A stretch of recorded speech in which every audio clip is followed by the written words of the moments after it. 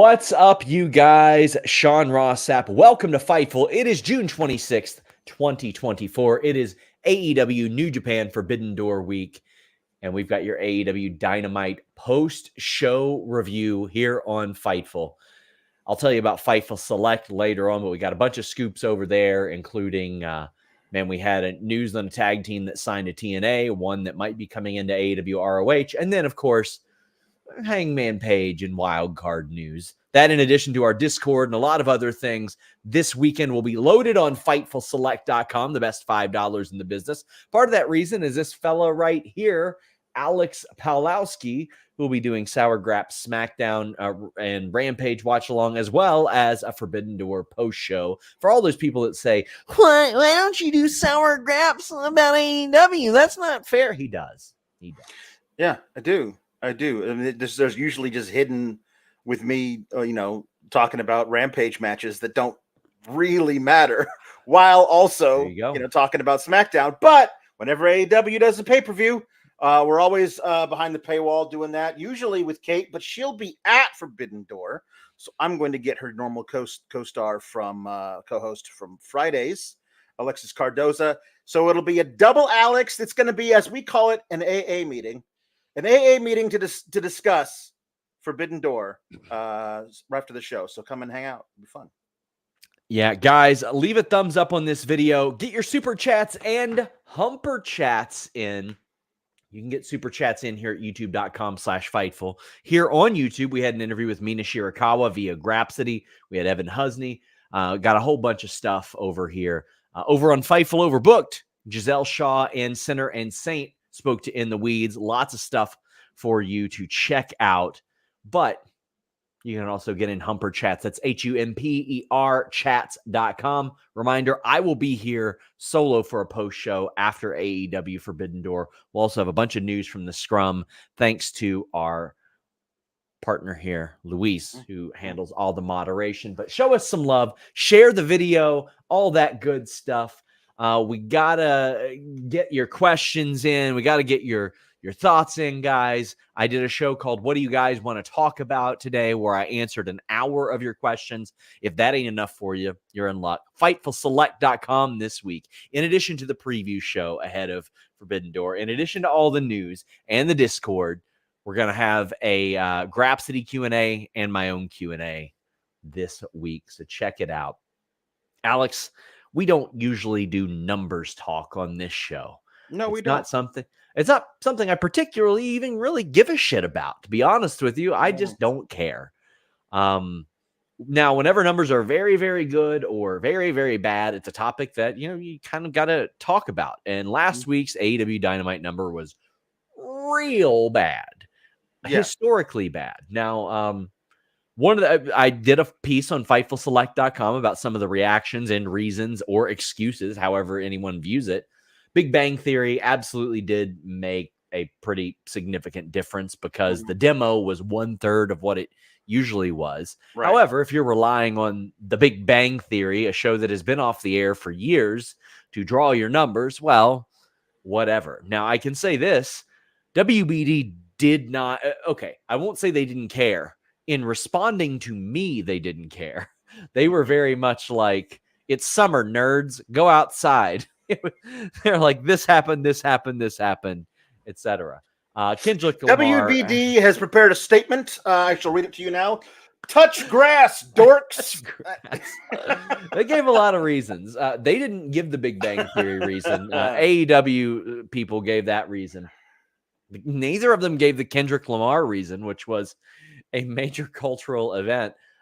Because it's so funny because I thought people would sarcastically reference that, and then no, there were just like dozens of people in my replies that were like, no, I was watching Kendrick Lamar last night, which was also what I did when I came home that night. I didn't immediately jump over and watch AEW. I was off last week, and today will be a very indicative thing. If that number is below 600,000 this week, that's certainly not good. And I don't think that this show, the way that it was executed, reflected a company that's like, yeah, we got to get those numbers up. We'll see. But this is a show that I looked at and I was like, I would have changed a lot of things on it if I was the guy. And also, the NBA draft is going on right now. It's NBA draft. Yeah. I mean, it is the worst NBA draft in a generation. Oh, it certainly is. So perhaps people aren't watching, but a guy who started 5 games for us this year went 3rd overall. Yeah. Well, third overall. It's Kentucky. My God.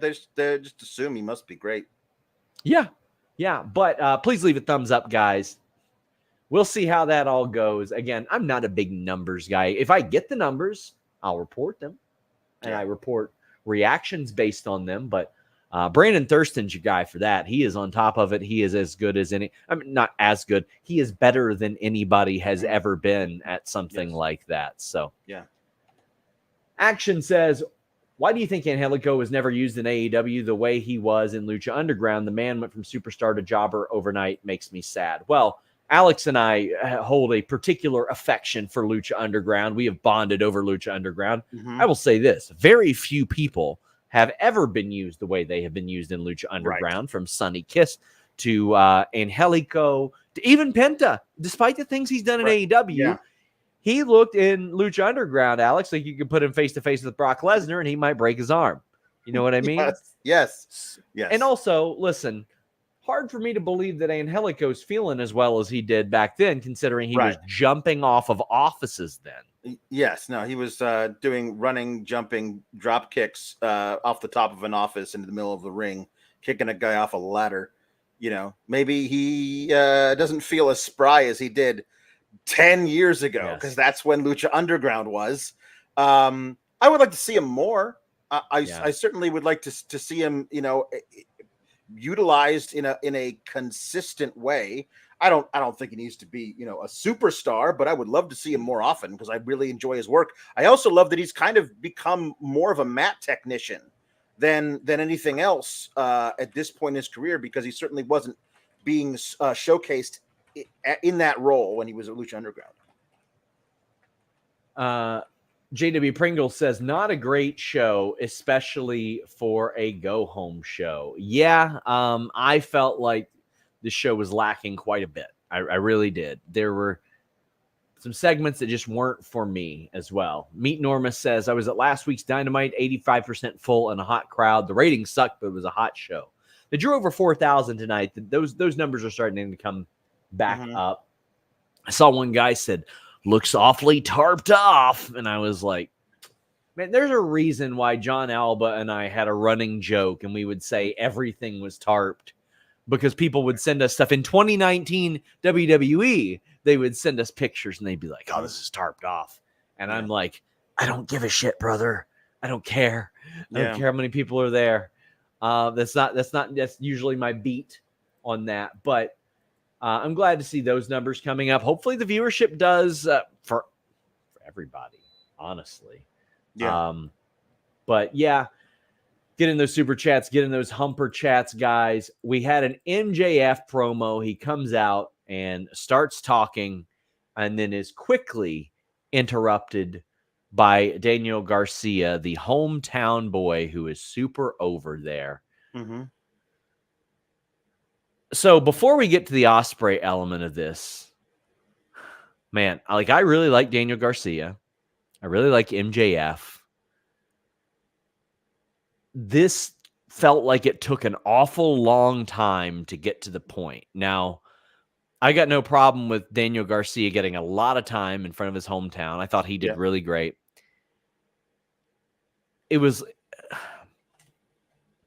I felt like it was a little bit, it took them a while to get through the back patting of one another to get to sort of the point of the promo.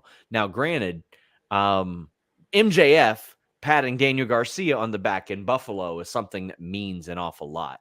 Right. And I felt like it dragged on a little too long in that sense, and got to almost the predictably unpredictable element of thank you for saying something nice about me and I'm going to say something nice about you, etc. thing. Like, I didn't think that they were. It's hard to put it into words, really. I'm interested to see how you feel.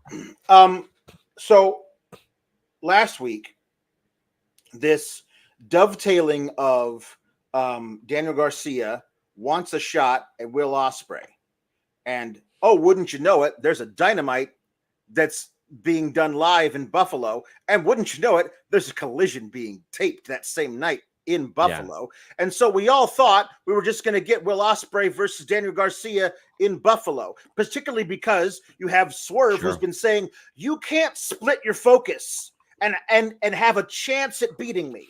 So part of that story would be Will Ospreay having to go into a knockdown drag out with Daniel Garcia, who loves wrecking people's joints. And then a few days later, he's got to think he's going to be 100% against Swerve. Like that's the whole story that we thought we were going to get.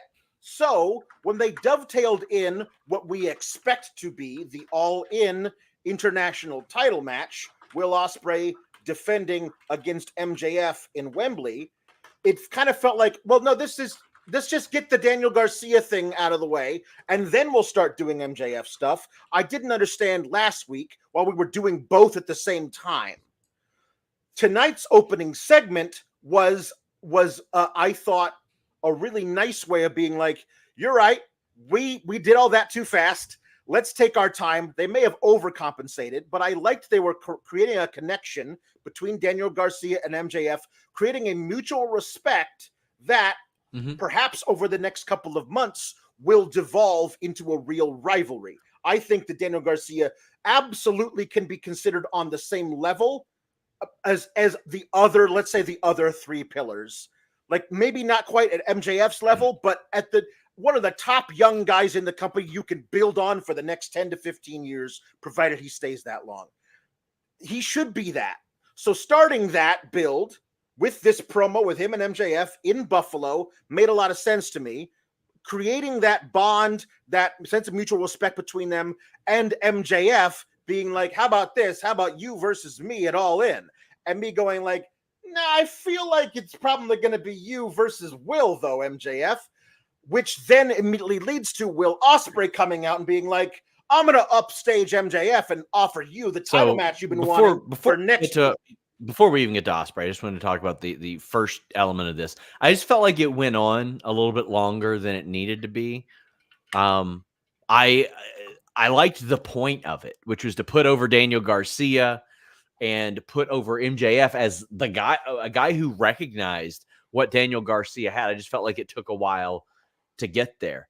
So the Ospreay element is something that I really enjoy because it's almost becoming a meme to me. Like anybody breathes and Will Ospreay just runs out and he's like, here I am, guys. Right. And it's what Swerve has criticized him for. Yeah. And not only that, he did it after MJF made a challenge for the biggest show of the year and got anything to do with Daniel or with Will Ospreay, and he runs out there. So he seems well intending, but he's so involved in everything. Like he didn't really have much of a reason to even save MJF. So I'm interested to see where that lands. And I saw people saying like, oh, well, this didn't bother me. I didn't say it bothered me. I said it took a little long for it to get to the point for me. Right. And that's okay. Now, what I'm going to do is address this guy who has gotten through half of one segment of this show and says, I'm baffled why you're calling this show lacking. It was an excellent show. You on the same train now as Dave and Bryan being hypercritical of AEW? And then let's see what he said, because let me tell you, he's getting a free chat right here. He's getting a free chat, all right. It's hard for you to put it into words. You can't find a legitimate reason because you're spouting nonsense.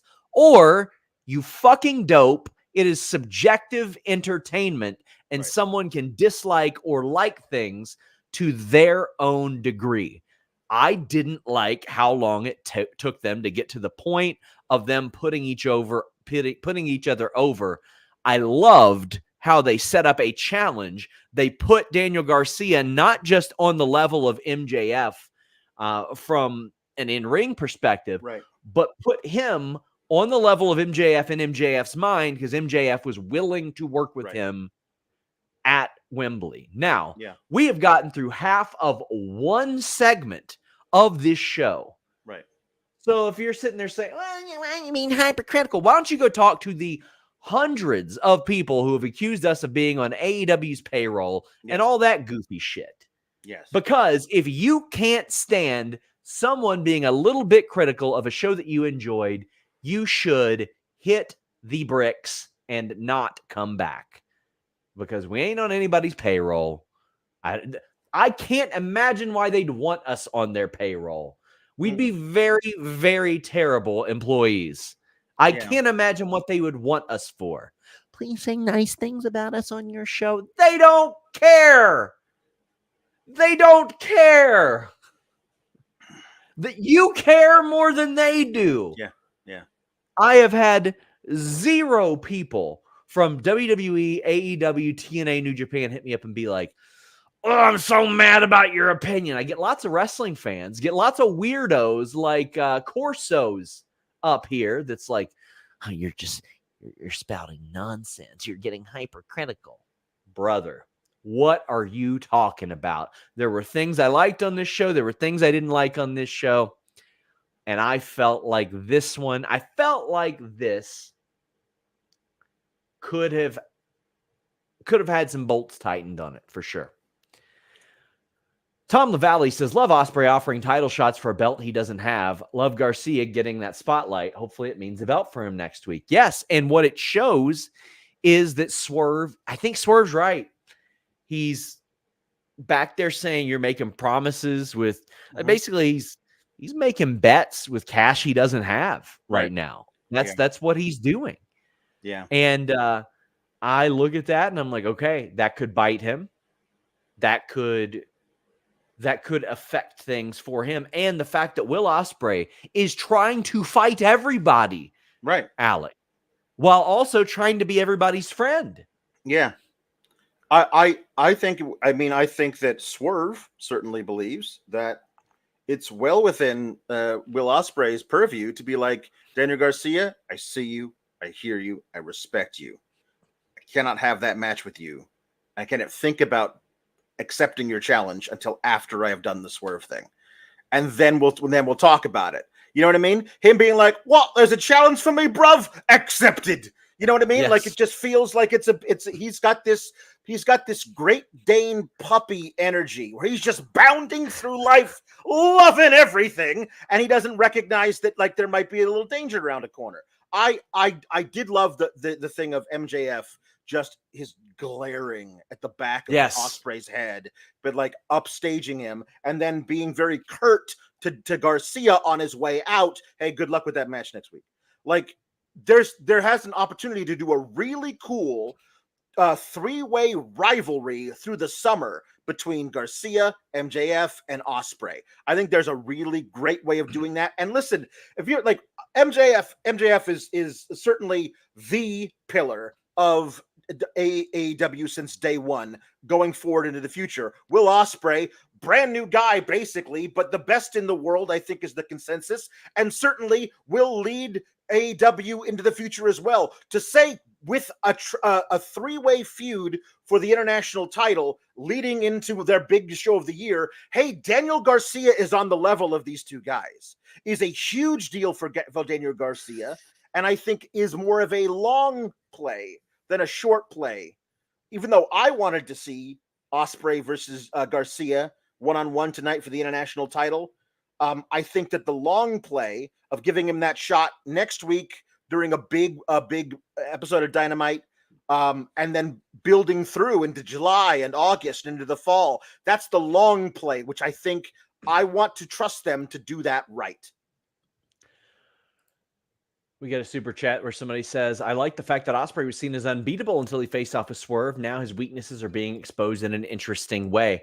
Yes, and not only that, like he's bringing those weaknesses upon himself. Like he's getting into everybody's business. And you can tell that MJF, from a personality character standpoint, he's not trying to be like he was last year, but he's like, okay, I recognize that you all like me now, and I'm going to try to not be terrible to you. And I feel like he's being pushed in that direction where he just snaps and he's like, mind your own business, Will. Like one of those. Mod Revolve says MJF gave Adam Cole his match at Wembley last year. Yes, he did. Thomas said, where did Shivani go? I don't have that answer. I will ask.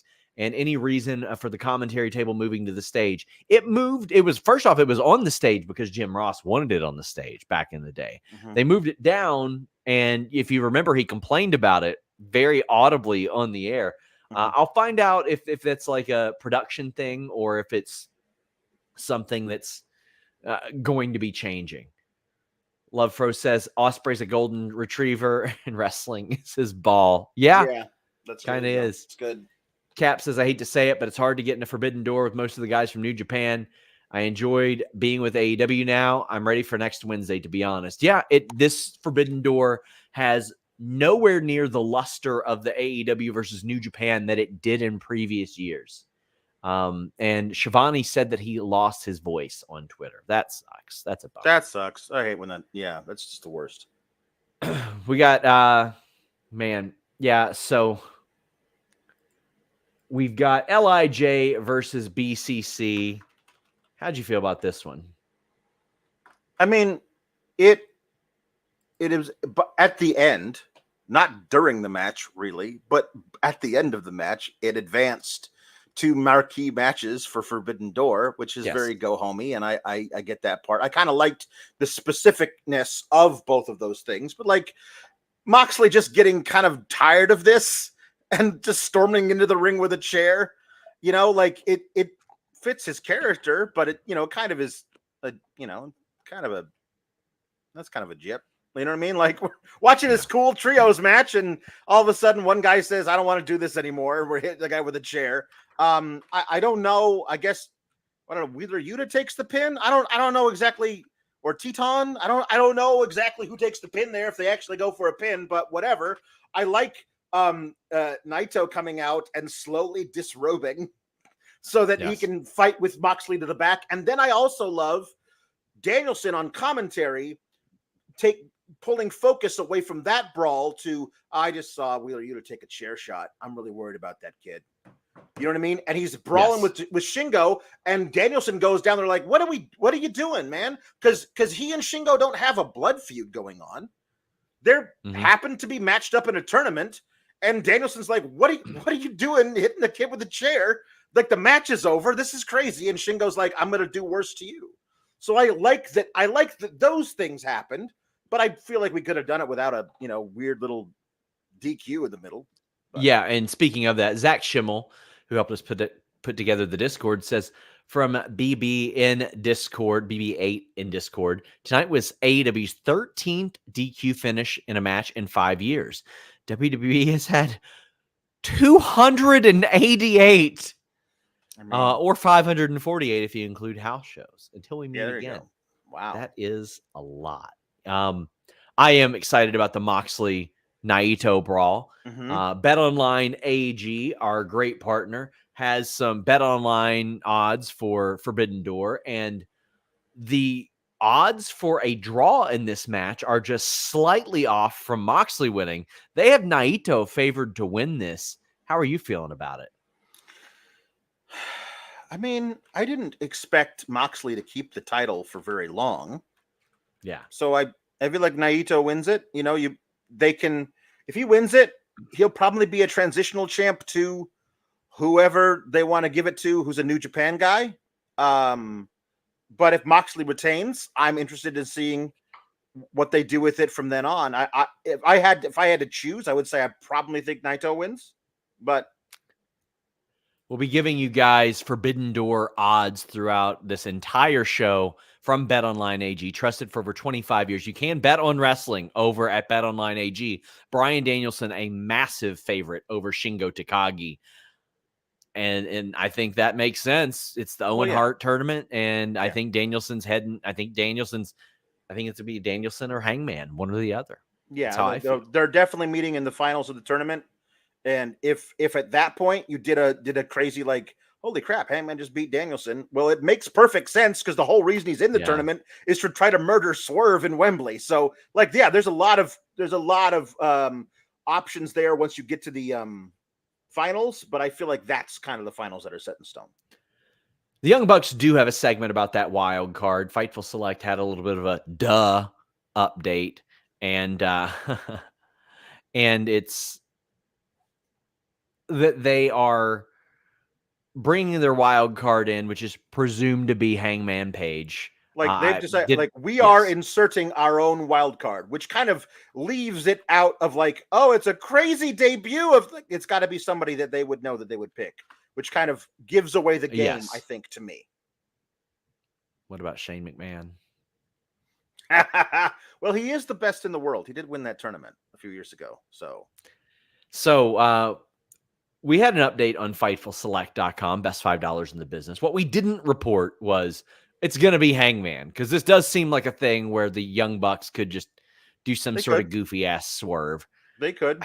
However, Hangman is slated to return either next week or the following week. I had been told next week. Mm-hmm. I had been told it was early July for quite a while. It was a non-injury, personal reason, contractually obligated. So I'm excited to see him back. I think the show needs him back. He is perpetually over. Mm-hmm. Yeah. Vicky says, hi, SRS and Alex and Luis and Zack. Cash for Ospreay. Looking forward to Forbidden Door to being done. What ringer is the Elite bringing in for the Owen? I think it is Hangman. It makes too much sense for it to be Hangman. Yeah. And to me, that puts another person in the bracket that could feasibly win it. Because if Danielson wins it and goes to Wembley, I could see that. And if Hangman and Swerve happens at Wembley, I could see that too. Yeah, Danielson versus Swerve for the AEW World Title in the main event of All In, the biggest show of the year, makes all the sense in the world. From a storyline and character perspective, Hangman coming back from a long absence to get into the Owen, to run through everybody, to have one more shot at murdering Swerve in the ring. Is a perfect story. So, like, once you get down to the finals, and also I love that Hangman and Bryan Danielson had that history back when Hangman was champion. This is a very different Hangman Page than the one that Bryan Danielson went the distance with all those years ago. That in itself is a really cool story. I'm really excited for the finals of the Owen. CC Bonbon says, Cole, MJF is quality TV and fun. We need to invest in characters and stories to keep watching. Make Rampage the dream match show. Do the Danielson WrestleMania story all over again for All In. I don't think you can do the Danielson Mania 30 story all over again. That was so organic, but maybe sort of the inverse of that. Yeah, I'm all for MJF and Daniel Garcia doing stuff together. I just felt like it took a while to get to the point. And, if you want to put MJF out there for the first quarter hour, he's probably going to draw a better number than most people. So I understand why they would do that. Yeah. Kane Horn says, if you look at the Forbidden Door card and not get excited, maybe AEW isn't for you. It's not that I'm not excited. I'm just not as excited as previous years. I'll tell you, I am excited for Swerve and Ospreay because for sure. I want more people who, when people say neither can afford to lose, good. I want more of that. I think there should be that on every single show. Listen, I think that, let's be real, Ospreay can definitely afford to lose because the title he's holding ain't up for grabs. Yeah. So if he loses, if his first loss is in a match to the AEW World Champion, that's not bad. That's pretty much the best guy you could lose to, and he can turn around the following Wednesday, have an amazing match with Garcia, win that, and propel himself into a feud with MJF, head into All In. Like nobody like it would not. You think MJF costs Ospreay the title out of spite? Because I think he might. But like, this is the thing about it, is not everybody's got to have the titles for a year. You know what I mean? Yeah. Like Daniel Garcia somehow winning the title and also maybe kind of feeling guilty about it once he watches back the film and realize that MJF hit Ospreay with the diamond ring on the outside, costing him maybe that's part of the overall thing. I don't know. MJF, who admittedly likes Daniel Garcia and has went to bat for him in the past. There's a lot of fun stuff, but like, I think that here's the deal with the Forbidden Door card and why it doesn't feel as, forbidden. Because almost all the major guys that we're so excited about 2 years ago, not all of them, but a bunch of them are currently in the company right now. You know what I mean? Like, the door isn't really forbidden. I mean, it is, was, but it's a permissive door. Like, we're not really all that upset about people walking back and forth anymore. Sure. So the fact that Okada walked through the door and is here now, he lives here. He moved out of one apartment and walked through a door into another one. Same thing with Ospreay. Same thing with Jay White. So Yeah. It doesn't feel the same kind of momentousness.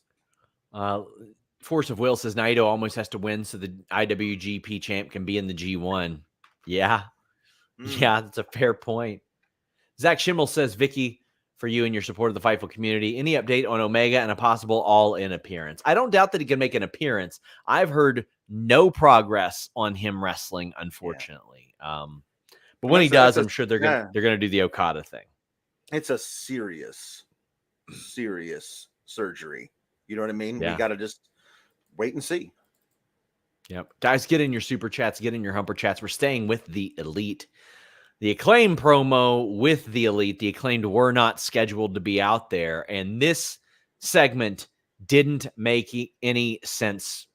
And I'll tell you why. Lord Peter, or maybe, unless I missed something, but Lord Peter says, show was fine, but Tony is losing me. And a lot of the audience, apparently, by trolling us with segments nobody wants, like Jericho and the Acclaimed. Yeah, the crowd was not nearly as pumped for them as previous weeks, but yeah. The Elite make a challenge for Forbidden Door. And Okada is like, scissor me, bitches. Haha, that's funny. I liked it. Yeah. But the Acclaimed counter, and they're like, well, Billy Gunn's not going to team with us. And Billy Gunn's like, I know a president, though. And he cuts to a video of Hiroshi Tanahashi. And I'm like, did they anticipate the challenge for this segment that was unscheduled? Because commentary said that they weren't supposed to be out there. Right. So they came out there. Did they plan to bait them into challenging them? Because understandably, they did beat the Elite last week. So the Elite would be maybe a little bit fired up, wanting to prove that they aren't all the things that the Acclaimed said that they exposed them for. But fine with the match. Hey, I'm happy that Tanahashi's on there. It's a little bit more of a New Japan integration. Tanahashi, Okada across the ring from each other. Sure, it ain't what it was 10 years ago, but it's still going to be cool to see. Yeah, I guess. I'm kind of over the Acclaimed. I really like Anthony Bowens, but I don't like him speaking for me when he tells me that everyone loves the Acclaimed, because I do not. So I kind of want this to get us to get beyond this. Like, give the Acclaimed their title match that they deserve, because they beat the Young Bucks in a eliminator match last week. The Young Bucks hopefully win that match and then move on to feud with somebody who gets signed. Like, I don't know, maybe GYV gets signed. I wouldn't mind seeing the Young Bucks versus GYV if that were to happen. Or hell, like possibly if we sign Manny and Mace, I wouldn't mind. That would be a lot of fun. FightfulSelect.com report today that they have been in talks with AEW ROH specifically, so that could end up happening. Jay White defeated Ray Phoenix. Good stuff here in the Owen Cup first round match. I mean, you know it is. You know it's going to be good stuff. It's these two. This match was followed by the Patriarchy confronting the Bang Bang Gang. Very rarely do I do but who's the face and who's the heel? I cannot imagine a world of wrestling in which the Guns play the baby faces. They are so naturally unlikable and unredeemable as characters. But that's they're not obviously this. But obviously they're not this. But like, they're in the family of like irreverent heels, like DX. You know what I mean? And the Patriarchy is not. They're no nonsense. There's a different kind of heel and I'm fine with heel versus heel when one heel group loves to have fun at your expense, though, and the other one is like, fun will not be allowed ever. Like that can be fun, because I mean, like, one of them isn't a baby face, but I feel like you got to root for the Bang Bang Gang over the No Fun team because that's what the patriarchy are. And I think that they're great at what they do, but like it's a very different kind of being heel. I also love that the other team that's floating out there is House of Black, which are a completely different kind of heel team. Like that, I love the idea of this kind of everything swirling together. And then you got Samoa Joe and Hook and Shibata, who aren't exactly baby faces because they break into people's locker rooms and beat them up when they're not ready for it. So like, I love that there's kind of all these different groups of lawlessness that are all going to come together. Hopefully, maybe we get a 4 corners match at All In. Irene says, Hangman returning and eliminating Jarrett first absolutely makes him a heel considering Jeff Jarrett's history with Owen. Heel Hangman versus Swerve should continue. If you guys have not watched that Jeff Jarrett interview, please go watch that interview. That was nothing short of amazing. And man, I'm not going to say that I inspired it because I don't think so. I think it was a coincidence. I said last week when I talked to somebody, I was like, he should probably uncork that Toby Keith, I'm not as good as I once was line. And like, it's one of those like unpredictably predictable things. Like, I was so glad that he said that because it drew off the emotion of him losing another friend as well. And Toby Keith was an entertainer who would have been like, hell yeah, use that line. Right. Oh my God, what a freaking promo that was, guys. Please check that out. That was very special. And listen, 12-time world champion being inserted in this tournament, I got no problem with it, and I loved that promo. Yeah, I mean, I'm certainly okay with it. That they're doing a really good job of making it inspirational, only for him to go out there next week and be like, okay, I'm ready to like start my inspirational run to the finals of the Owen Hart tournament. And then it's Hangman, who just is on a different level with how badly he needs to win, that he just murders Jeff Jarrett, like in a really uncomfortable way. Even for people who don't like Jeff Jarrett, like me, watching what Hangman will do to him will make us go, nah, that's a bit far. And I want to address this because somebody said, who cares if there's a heel? Bang Bang Gang are not boring, and that is more important. Listen, I am as wide open to heel versus heel, face versus face. I kind of want to see them play off of that. That's my thing. Like, I'm okay with them doing heel versus heel. I want them to out shithead one another is what I want. I don't want them to be like, we're the Guns and we're baby faces. No, they're assholes. That's their whole thing. So I want both sides. Like, I want Austin and Colton trying to be a bigger piece of shit than Christian and Nick Wayne is what I want. And then then it just devolves from there. That's what I want. Yeah. Chi-Town Spurs says in AEW, specifically Rick Knox, kicking out everyone ringside for threatening to interfere before the bell rings is one of the most shocking things to ever happen on AEW television. That is very funny. Yes. Also, I have long said this. I really wish that each referee had tendencies. Like, that there's certain people who are like, we don't want Aubrey because we can't get away with anything. The Bucks always want Rick Knox because they don't have to follow the rules. That's right. Somebody wants Bryce Remsburg because he'll remember what you did last time and he'll hold it against you. That's what I want. Yeah. Mercedes Moné promo, very short, sweet, to the point with Stephanie Vaquera, who she went and visited in Mexico.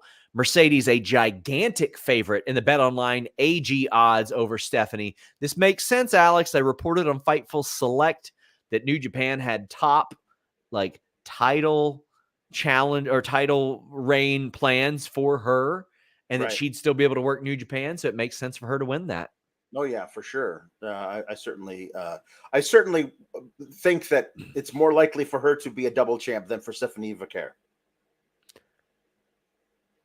Well, we've got some matches announced. Willow and Tam Nakano versus Chris and Momo Watanabe. Watanabe on the Forbidden Door 0 hour. Yeah, cool. I mean, hey, I'm good with that. Clear the Air with E says long-term booking. What is the main event at All Out now that it's moved back a week? Do we see King Puma at Forbidden Door? I say Garcia Ospreay if Garcia loses next week. Alex, I can't remember who it was, so take credit whether you did or didn't say it.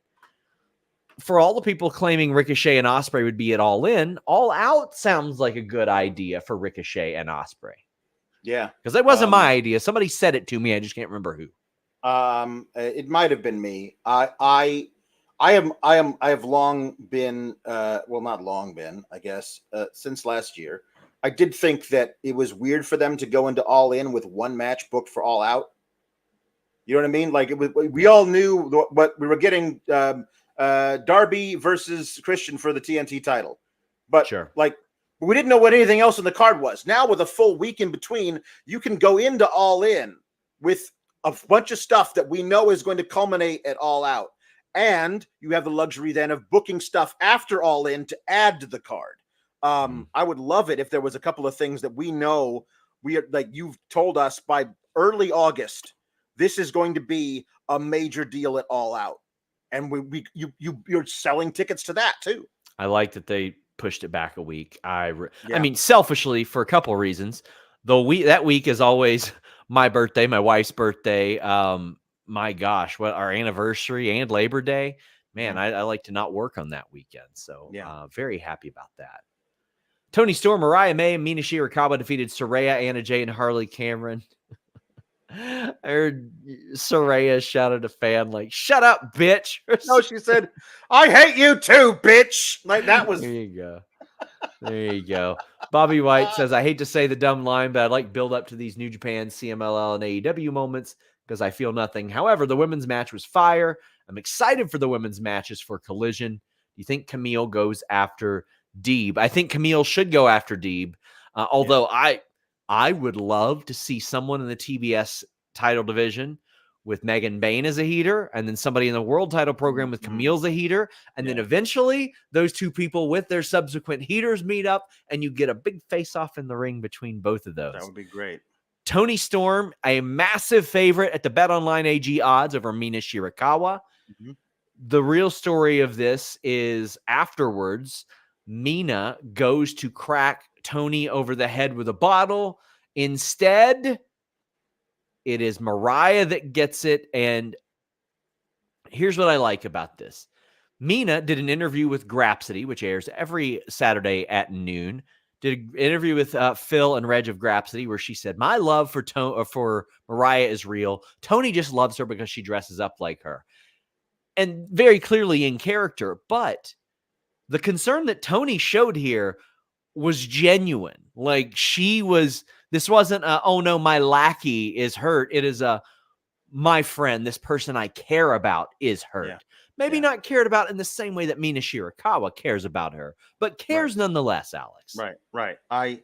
I thought that, everybody kind of coexisted. Everything worked out all right in that during the match. And then at the end, to celebrate our coexistence, let's have a flute of champagne.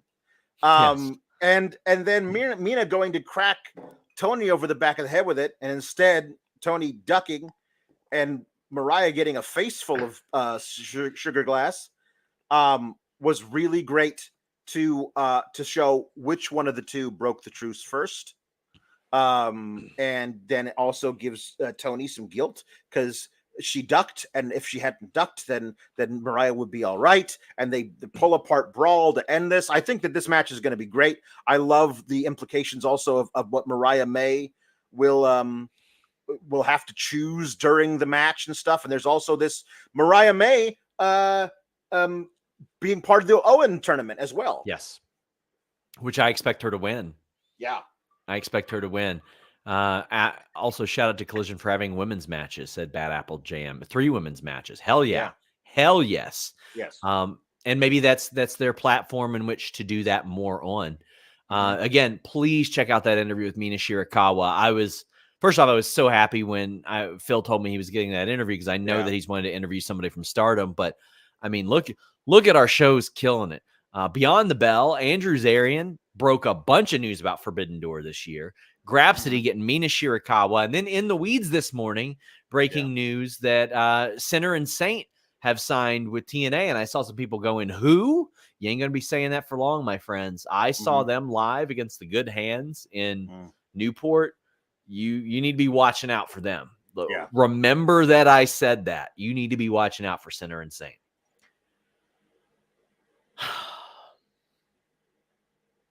I liked the Learning Tree promo. It took me on a ride. So I liked Jericho getting screwed with. That was fun. I know. Yeah, there we go. Dante brings up a good point. Jericho's whole group is mirroring the Elite, and I hate it. Let's move them on to something else, and let's push Switchblade ASAP. I agree with all that. I think that if you do him doing the condescending stuff, is too. It's too similar to the Elite. Yeah. And C. Delgado says, when the Learning Tree segment, sorry, Alex, is good, you know it's a good night. Excellent go-home show. So let me tell you, I was a pissy little bitch when they came out to that ring, Alex, because, you know, they had made the challenge, and it didn't quite make sense, the challenge of Samoa Joe, Hook, and Shibata versus the Learning Tree, because is Shibata technically New Japan contingent? Yeah, but he's not in the company. And I'm like, all right, we've got starting to get a lot of these non-New Japan versus AEW matches here. Right.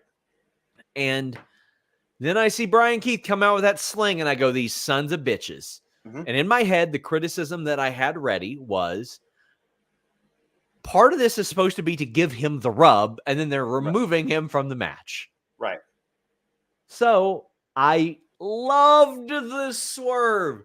They just said, to hell with the match. We're going to tease Samoa Joe and Jeff Cobb on Rampage or Collision. Yeah. Which is what it looks like the direction is now.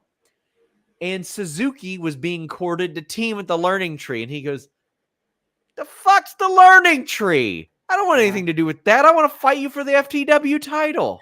Yeah. And I said, cool. Yeah.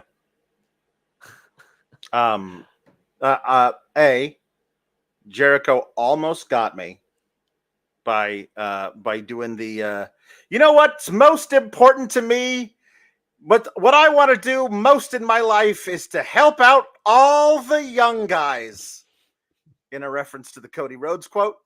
No, he said, and I quote, I'm here for all the young guys. Yeah, there you go. Yeah, that's what he said. But Brian Keith can't go, so obviously I know exactly who I'm going to go to be our third in a match versus Jukbata, as I've started to call them. And it was the exact thing. As soon as I saw Brian Keith get taken out last week with the arm thing, I was like, you know, they're going to find Minoru Suzuki is going to come in and be their third.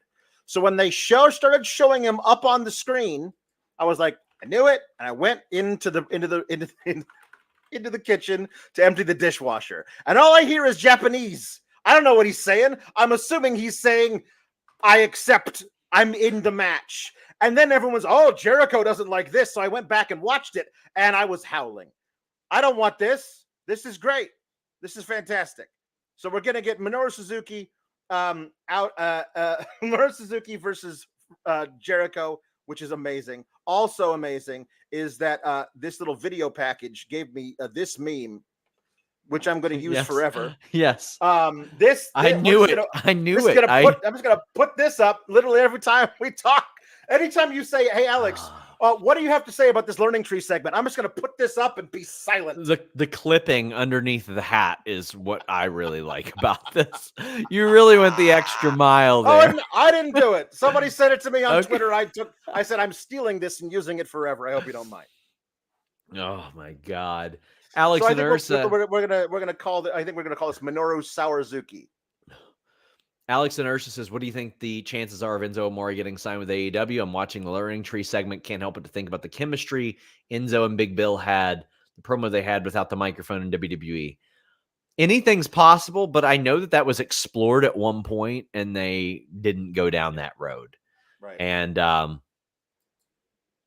Enzo, I mean, listen, he hasn't been in any trouble or anything like that in a very, very long time. It's just, I don't know if he is what he once was. I mean, he's not in his 20s anymore. He's in his late 30s.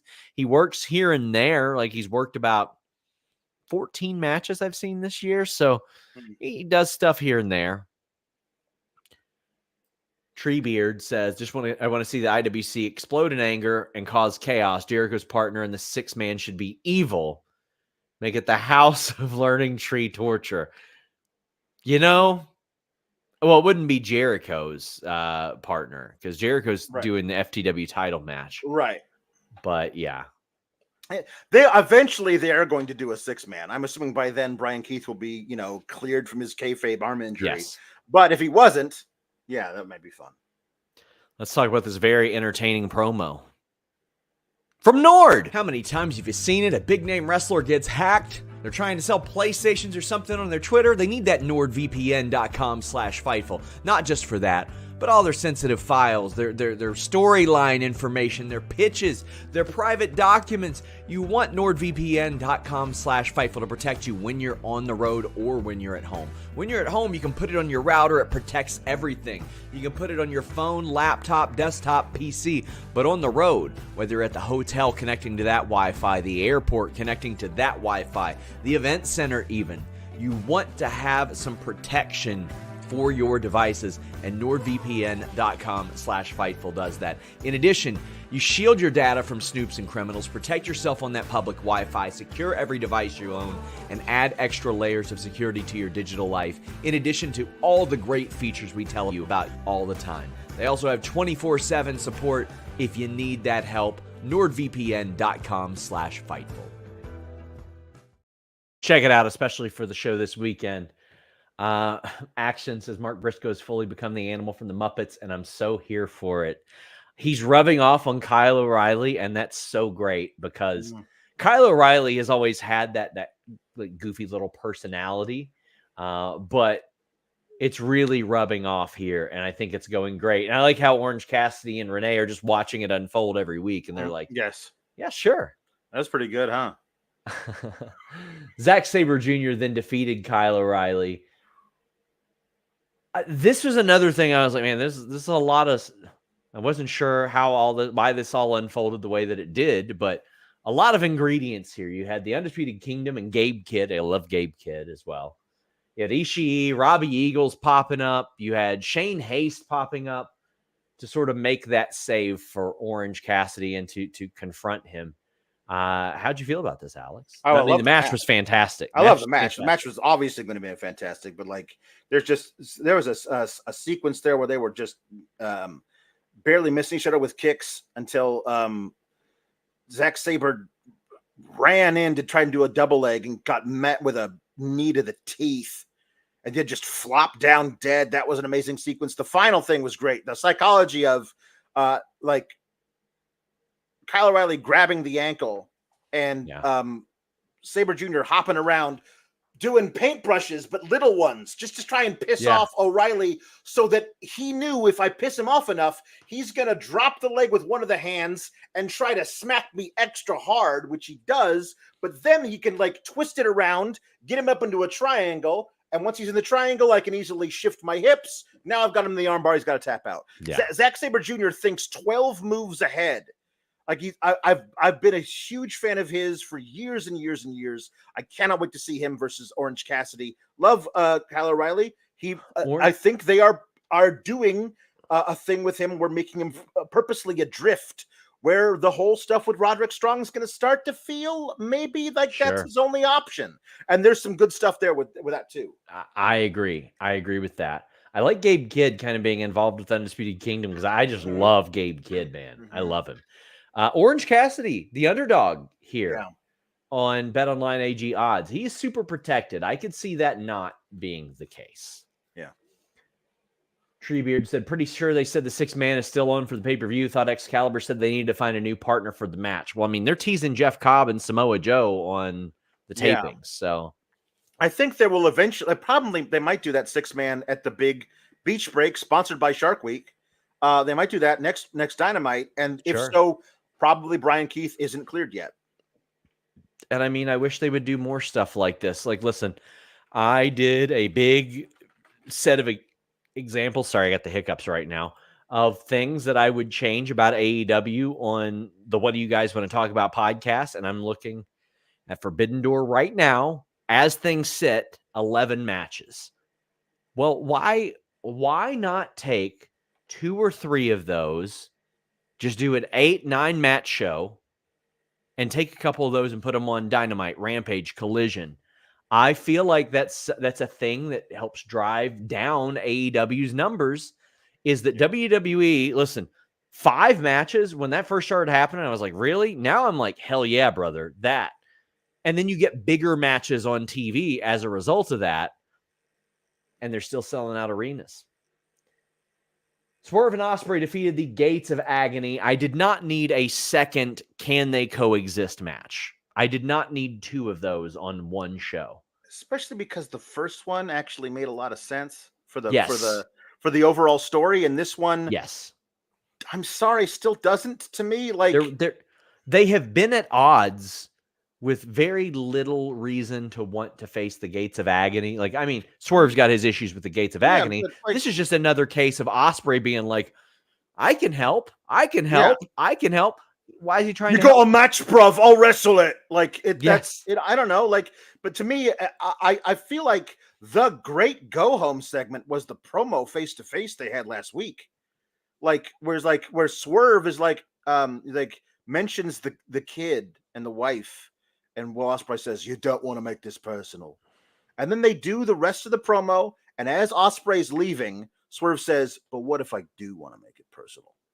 Yes. Like, that to me that's it. You've done everything you need to do to build up this thing between them, and you don't need to do I'm sorry, like another Can They Coexist head is a trope we don't need in AEW. At least not all that often, unless the story kind of feeds into it, like with Mina Shirakawa and Toni Storm. And then Swerve beats that ass. And I think that AEW needs a character like a Drew McIntyre, where he never says anything corny, and virtually like almost everything he says is true. Mm-hmm. Swerve is to me the closest thing they have to that. Everything that he says is calculated. Right. He's very smart to the world of wrestling in this character standpoint, because he's like, I see it, and I'm telling you that this is going to be your undoing. And tonight it started to unravel on him, because he took this match that he should not have taken. Can they coexist? Swerve's like, sure, but then I'm going to whip your ass right afterwards. So tough shit. Yeah. I like that element of it. Get your super chats, get your humper chats in. We are at the end of it. Well, we were. There we go. Clear the air with E says, what if Toni Storm throws in the towel for the final of the Owen tournament while Mariah May is in the match and she loses because of Toni? Then Mariah May screws over Toni at All In, and the payout is at All Out. Ooh, interesting. Well, I think you would need a really, really big opponent for Toni Storm. And to me, Mariah May competing in her home country for the title makes an awful lot more sense than her competing for it just a couple weeks later. I think you should do it at All In. I don't hate your idea. It's I think that it needs to be there. I don't know. I kind of love the idea of basically Toni Storm helping Mariah May to win and then expecting Mariah May to lay down for her. You know, after all that I've done for you, now you're going to let me win, of course. And like, oh, no, I won the tournament. Thank you for helping me out and getting me into the tournament, but I'm going to try and beat you is a different thing. Also, if the alternative, I guess, is Chris Statlander versus Toni Storm at All In, like, I want to see that match, but I feel like that's not an All In match. Bobby White says, thoughts on Marty Scurll, Tessa Blanchard, and Flip Gordon being in AEW. Not trying to be negative to people who don't like them, but seriously, Willow wrestled Tessa a while ago. Marty's been working in AAA and Flip in CMLL. Any chance for AEW? I'm going to say no, and no, and I'll tell you why. Why wouldn't they be there by now?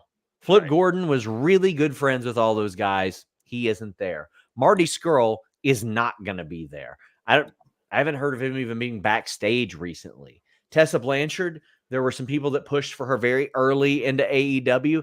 It's not going to happen unless she makes, and she did make some amends with La Rosa Negra, but I feel like there's a lot of other people she needs to make amends with. But Marty Scurll, I would be surprised if he ever worked anywhere beyond AAA.